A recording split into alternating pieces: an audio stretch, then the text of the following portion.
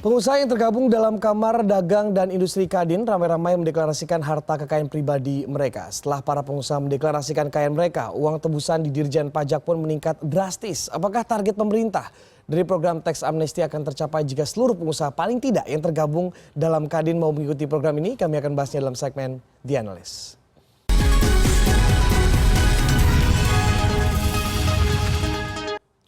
Dan sudah bergabung bersama kami Ketua Komite Nafta Kadin, John Amasli. Terima kasih Pak John. Terima kasih. Sudah bergabung dengan CNN Indonesia Business. Pak John, saya mau nanya. Ya. Pak John sudah deklarasi harta belum? Sudah. Sudah. Kapan? Apakah bersama dengan kemarin? Sekarang minggu yang lalu.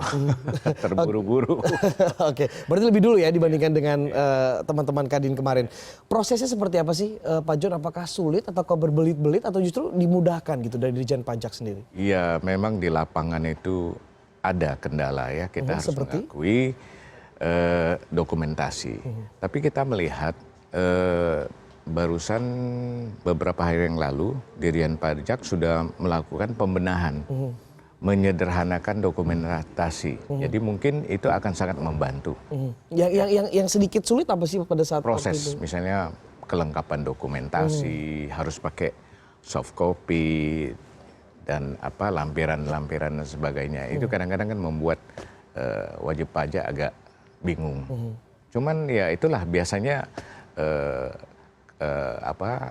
permulaan begitu. Ya, kita baru melihat drastisnya orang berduyun-duyun tuh 2 minggu terakhir ini. Iya, kenapa? 2 minggu terakhir selama programnya sudah berjalan hampir 3 bulan Pak John. Iya, sosialisasi itu memang di lapangan tuh masih dirasakan kurang. Ya. Masih kurang, tetapi memang pada minggu terakhir ini orang sudah terbangun kepercayaan itu.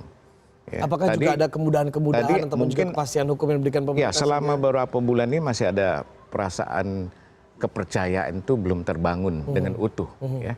Dan sampai sekarang pun itu masih menjadi tantangan kepercayaan. Ya, faktor kepercayaan bagi pengusaha itu kepercayaan. Apakah kalau saya sudah mendeklarasikan, apakah nanti saya diperiksa lagi dan sebagainya? Itu kan pertanyaan kepercayaan di lapangan yang masih berlanjut sampai hari ini. Oke, sekarang berarti bisa dikatakan para pengusaha, termasuk Pak John juga yang bergabung di Kadin, juga sudah percaya dengan program tax amnesty? Banyak teman-teman kami sudah mulai sadar gitu. Karena tujuan daripada tax amnesty ini adalah jangka panjang itu adalah membangun negara kita. Ya, kita berusaha di negara ini, kita mendapat uang, mendapat keuntungan, kita harus memberikan kembali kepada negara kita. Ya, jadi tujuannya ini yang masih menjadi satu kesadaran yang perlu terus terbangun. Sekarang momentumnya terbangun. Kami melihat bahwa tax amnesty ini telah menyadarkan banyak pengusaha yang tadinya mungkin belum patuh, sekarang mereka sadar untuk lebih patuh menjadi WP. Gitu. Wajib pajak ya? Ya. Oke, walaupun pajaknya juga kalau kita lihat dari pengusaha kan tidak kecil yang harus disetorkan ke negara. Itu betul, tidak masalah. Ini pil pahit ini sebenarnya. Kenapa? Kita mengalami ya 3 tahun, hampir 2 tahun lebih ya. 2 tahun lebih, hampir 3 tahun. Ekonomi kan secara global kan sedang lagi lemah ya. Otomatis para pengusaha juga mengalami kesulitan cash flow. Ya. Nah, ini harus membuat mereka tuh mengeluarkan uang ekstra, ya? Uang simpenan. Ya, tapi inilah kita sadar untuk ikut membangun negara ini. Sebagai pengusaha kita wajib. Tapi banyak juga terutama yang kalau selama ini kita berinvestasi di luar, mungkin kita saatnya sadar bahwa ternyata investasi di Indonesia ini lebih menarik sebenarnya dari luar. Jadi tidak ada alasan bagi para pengusaha ya yang menyimpan uangnya di luar, katakanlah di Singapura, itu bunganya kecil sekali, bahkan di Eropa minus, ya kan? Mengapa tidak bawa uangnya kembali, ya kan? Untuk membangun kita. Nah, sekarang negara lagi membutuhkan, kita kan defisit anggaran Republik ini. Jadi kita sudah seyogianya kita membantu pemerintah. Ya, karena kita juga berusaha di sini, kita mendapat keuntungan, kita kembalikan kepada negara, ya kan, sehingga negara kita ekonominya bergulir, ya kan, kita target untuk 2016 ini mencapai 5% targetnya, walaupun sudah dipangkas anggaran, tapi dengan adanya tax amnesty amat terbantu. Walaupun bisa dikatakan sekarang pengusaha berarti sudah cukup percaya gitu ya pajak yang dibayarkan ke negara itu juga akhirnya akan bisa dirasakan kembali ke para pengusaha itu sendiri. Nah inilah PR Menteri Keuangan ya di dalam mengelola keuangan ini. Ya. Pemerintah Jokowi ke depan PR-nya adalah bagaimana meyakinkan para pengusaha wajib pajak bahwa dana yang dikembalikan, yang dipungut sebagai pajak ini dapat diberdayakan untuk betul-betul membangun negara ekonomi kita ini, ya kan? Ini penting. Nah, kepercayaan itu harus dijaga. Jangan sampai yang katanya anggaran jor-joran di pemerintah daerah itu tidak terkendalikan. Nah, itu akan membuat para wajib pajak itu ragu.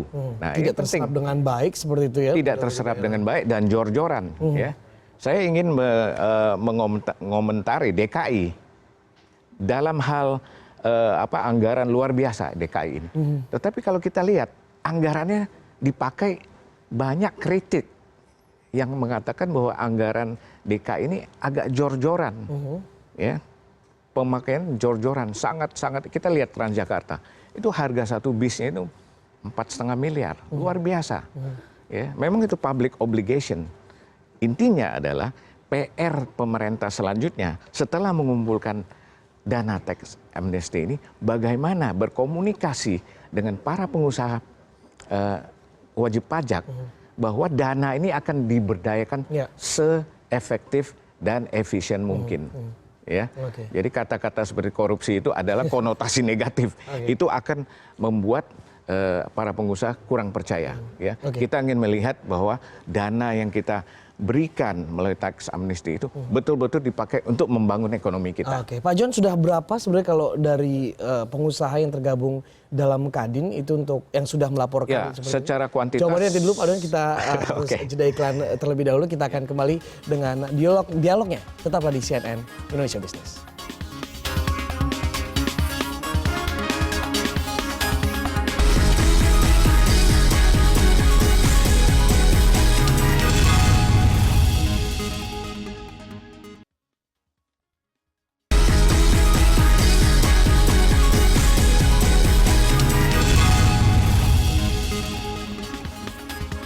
Ada kembali di CNN Indonesia Business. Saya lanjutkan perbincangan bersama Ketua Komite Nafta Kadin, John Amasli. Pak John, tadi pertanyaan saya adalah sudah berapa banyak Pak pengusaha yang tergabung di Kadin yang melaporkan ataupun juga mendeklarasikan hartanya untuk program tax amnesty ini?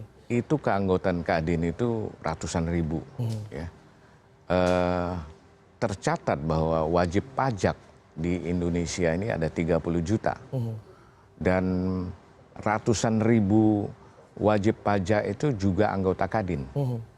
Semua anggota Kadin itu adalah wajib pajak. Dan sudah melakukan tax amnesty mungkin sudah ribuan ya. Kita tidak mendata dengan detail, tetapi sepintas kita tahu bahwa teman-teman kita terutama di daerah sudah patuh melakukan itu. Oke, ribuan saja. Ribuan, saya rasa datanya ribuan. sudah cukup dari fantastis gitu, sudah hampir 50% dari Dirjen target Pajak kan 126.000 wajib pajak sudah ikut. Ya kan? Itu luar biasa. Nah, seperti saya bilang, ini terbangun nih motivasi, kesadaran para pengusaha bahwa kita mengembalikan keuntungan yang selama ini kita nikmati untuk membangun. Oke, kembali lagi dari mata pengusaha melihat program tax amnesty ini. Apakah sudah cukup instrumen yang disediakan pemerintah agar para pengusaha ini mau tidak hanya mendeklarasikan tapi juga merepatriasi dananya ke dalam negeri? Belum cukup. Karena begini, katakan seorang investor menyimpan uang di Singapura.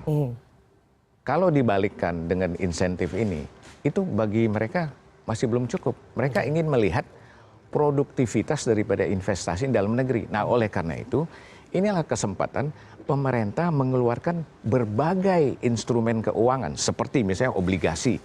Yang itu dengan mudahnya obligasi perusahaan-perusahaan BUMN yang sudah go public dapat mengeluarkan. Ya. Demikian juga perusahaan-perusahaan swasta sehat dapat mengeluarkan instrumen MTN misalnya, medium term note, ya, untuk supaya dapat menerima repatriasi daripada dana dari luar negeri ini. Atau kita mendirikan namanya infrastructure fund, ya, yang kalau saya tidak salah sudah ada nih pemerintah kerangkanya. Dan fund-fund ini bisa masuk ke infrastructure fund, yang mungkin paling tidak 3 tahun ya, tetapi mempunyai kepastian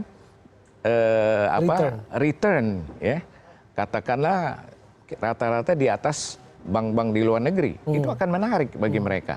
Nah, para investor atau wajib pajak yang menyimpan uangnya di luar itu akan tertarik melakukan ini. Jadi kami melihat bahwa pemerintah perlu memikirkan ke arah menciptakan instrumen-instrumen yang dapat menampung dana-dana ini kembali. Itu. Saya rasa infrastructure fund itu salah satu yang terbaik karena ini sudah proven best market practice di negara-negara manapun, mereka mendirikan namanya infrastructure fund. Ya kan? Begitu. Sehingga untuk mendanai proyek infrastruktur pemerintah pun juga sudah ada fundnya, sehingga tinggal nanti disalurkan saja seperti itu. Ya? Dan mereka merasa ada kepastian pengembalian investasinya. Ya, itu yang penting karena di mata pengusaha. Ya. Returnnya, gitu. Kalau returnnya tidak menarik, buat apa narik duit kembali ke dalam negeri? Oke, ini sudah sekarang tanggal 28 September, tinggal 2 hari lagi untuk periode pertama dengan tarif yang termurah 3%, kemudian akan menjadi 5% dan juga selanjutnya.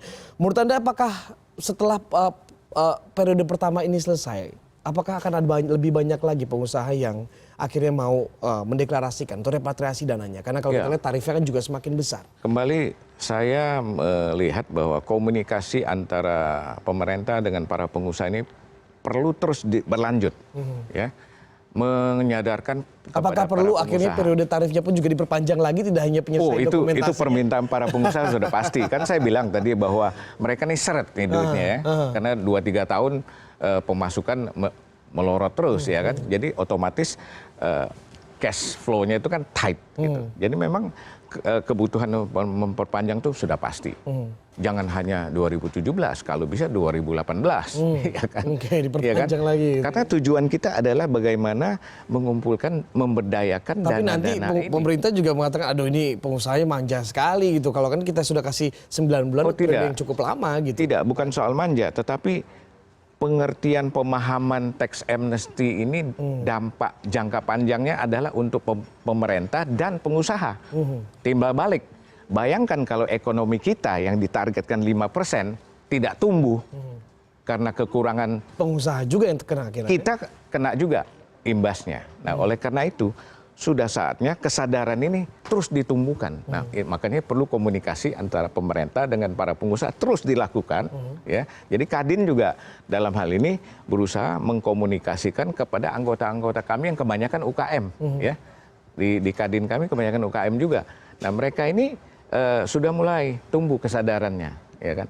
Nah, ini perlu terus berlanjut komunikasi ini, supaya mereka jelas bahwa uang yang mereka bayar dalam bentuk pajak itu betul-betul diberdayakan untuk pembangunan ekonomi, sehingga kami juga sebagai pengusaha menikmati. Apakah Anda yakin jika memang nanti pemerintah akhirnya tidak memperpanjang tarif periode pertama hingga 30 September hanya untuk pengurusan surat-surat dan dokumennya saja yang ditunggu hingga diperpanjang hingga 31 Desember. Apakah Anda yakin target pemerintah 165 triliun rupiah kemudian juga 1.000 triliun rupiah akan tercapai? Kalau kita lihat perjalanannya kan tadinya banyak keraguan, sekarang tiba-tiba menanjak dengan drastis sampai mendekati 50% kan per hari ini. Kalau tidak salah sudah 73,3 triliun. Ini luar biasa ini, ya kan. Apabila pemerintah terus melakukan sosialisasi, pembenahan proses TA dan juga melakukan upaya-upaya yang lebih intensif lagi, lebih maksimal lagi, saya rasa target 165 juta itu kemungkinan besar tercapai, kemungkinan besar, ya. Karena kita lihat ini kan sudah hampir setengah ini dalam waktu 3 bulan, dan kita masih punya waktu sampai 2000. Walaupun tarifnya lebih besar, nanti pengusaha malah mundur gitu, nah, kan. Sudah 5% sih tidak jadi deh. Gitu. Mungkin inilah yang mungkin Kadin ingin berusaha berkomunikasi lagi dengan pemerintah apabila bisa diperpanjang atau tarifnya memang sudah murah ya kalau kita bandingkan dengan Turki, Jerman. Ini namanya tax amnesty ini sudah adalah best market practice yang sudah pernah dilaksanakan di dunia lain, ya kan? India juga, tapi gagal. Nah, ini kembali mungkin komunikasi politik antara pemerintah dengan pengusaha ini perlu betul-betul disiapkan. Gitu. Jangan dianggap remeh ini kan. jangan sepihak. Kita harus berusaha berkomunikasi menyadarkan para pengusaha bahwa benefit timbal balik. Oke, kembali kalau kita menarik untuk repatriasi dananya, ini kembali lagi 2 hari lagi sudah tinggal untuk dana untuk periode pertama gitu 30 September. Untuk repatriasi kan masih cukup jauh dari target pemerintah. Betul, jauh memang. Karena ya seperti yang Anda katakan bahwa memang instrumen yang disediakan pemerintah ini cukup terbatas sehingga sangat pengusaha, terbatas. ya sangat terbatas bahkan sehingga para pengusaha juga untuk menarik kembali dananya untuk investasi tidak hanya sekedar deklarasi itu masih cukup sulit. Dengan sisa 2 periode ini apakah akan semakin tipis uang yang akan masuk dalam bentuk repatriasi? Nah, ini kepercayaan itu sangat penting, faktor kepercayaan ini. Kembali saya mengatakan kejelasan instrumen keuangan untuk menampung dana-dana ini kan sekarang ini sangat minim. Ya. Karena sejauh ini baru bank kemudian dalam bentuk deposito seperti itu Pak John ya kalau saya Betul, salah ya. betul kan. Nah itu harus ditunjang dengan regulasi, ya kan. Mungkin dalam hal ini lagi digodok di Kementerian Keuangan supaya dapat merangsang mereka. Tidak telat kalau digodok baru sekarang menurut Anda? Sudah digodok, saya rasa sudah digodok, sudah berjalan. Ya harusnya sudah berjalan pada saat awal mulai tax amnesty seharusnya kan. Sehingga banyak instrumen dan makin banyak pilihan sehingga pengusaha juga akhirnya tertarik untuk repatriasi dananya. Saya melihat bahwa satu segmen ekonomi namanya BUMN ini belum maksimal diberdayakan. Mereka ini ada 100 lebih.